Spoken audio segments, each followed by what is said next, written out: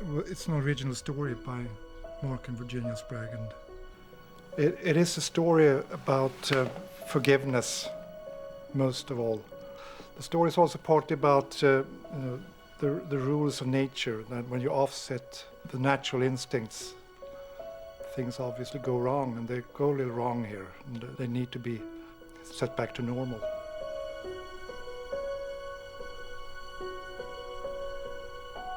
You know, this was the kind of story that Lasse knows how to tell.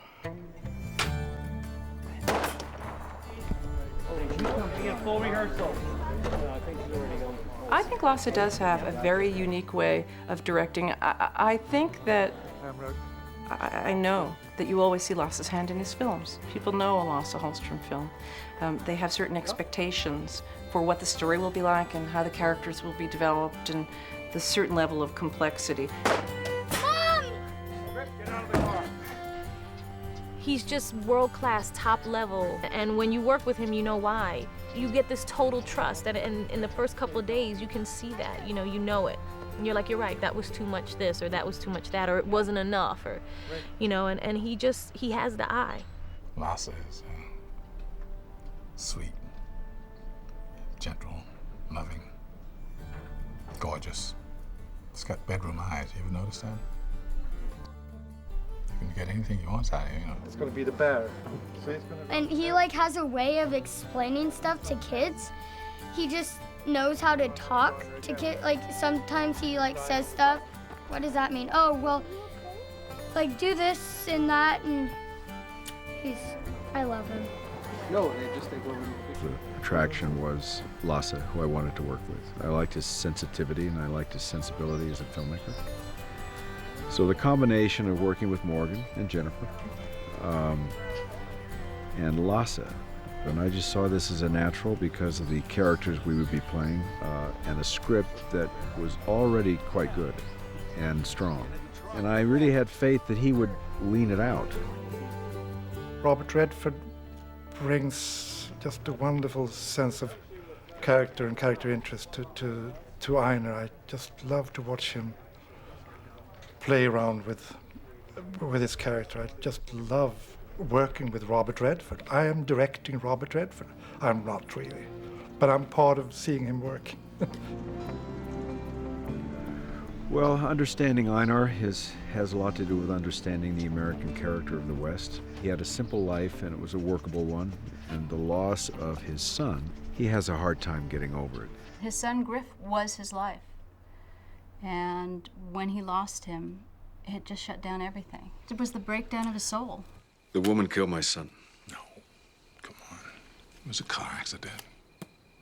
They call them accidents because it's nobody's fault. Now they call them accidents to make the guilty feel better. Jean is a very guilty, grief-stricken character. She's in this abusive relationship, and her daughter looks at her, with those beautiful eyes and says, you promised if it happened again, we were gonna leave. She finally reaches a point in her life where she is ready to accept maybe having to go back to this man who actually shares her grief. Nobody can share her grief as deeply as Einar does, and she knows it. And I think that's what brings her back here. I don't want you here. At least we agree on something. I don't want to be here either. I'm really impressed by Jennifer Lopez, her performance. She's a natural vibe in a room and uses it for the film. And that's just very impressive. That it's a bold way of acting, isn't it? It's a bold approach to acting that he has. Oh, what'd you dream about last night? I didn't dream at all. I lay awake all night wondering if you would ever stop blaming the world for whatever. A trauma creates a change in Mitch. Physical trauma like that.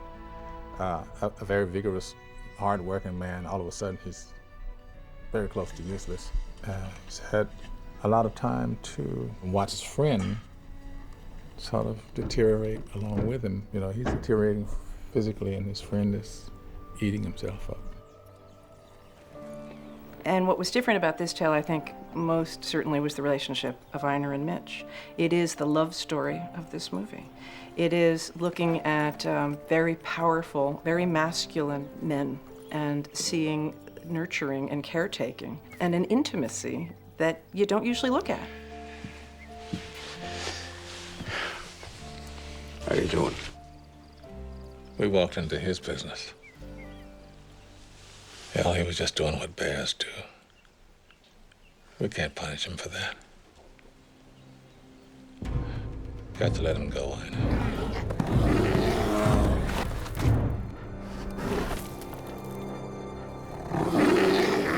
Bear is a great element of our story, and we thought ultimately it was the perfect mirror to hold up for a story about acceptance, to be able to see this animal doing, not the big bad bear, not monster bear, not nature gone wrong, just a bear, out feeding, and a terrible consequence. And for Mitch, and in one of the last things he can give and do for his best friend, which is to try to be demonstrative and say, we can get over this. We do not have to punish this bear for being a bear, for the external scars on my face. We all carry our scars. Mitch carries them on the outside. You know, the bear is that which we all wrestle with. You know what I mean? You're wrestling with the bear. Everybody has their bear in life, you know what I mean? And it's about conquering that bear and letting him go. And I think that's why it's such a brilliant metaphor for the whole movie, because it's about conquering those things that hold us back, that bog us down, that just don't let us be happy, that don't let us have peace in our life.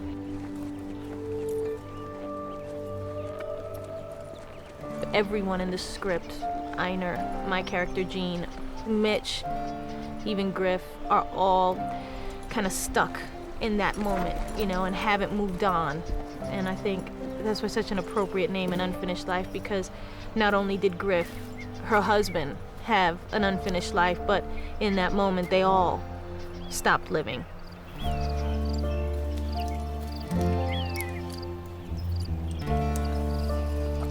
It's characters that I relate to.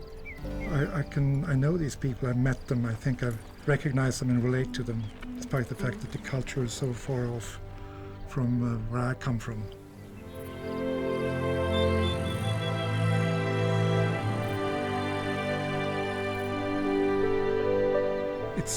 It's a universal story on an emotional level. Even a Swede can understand it.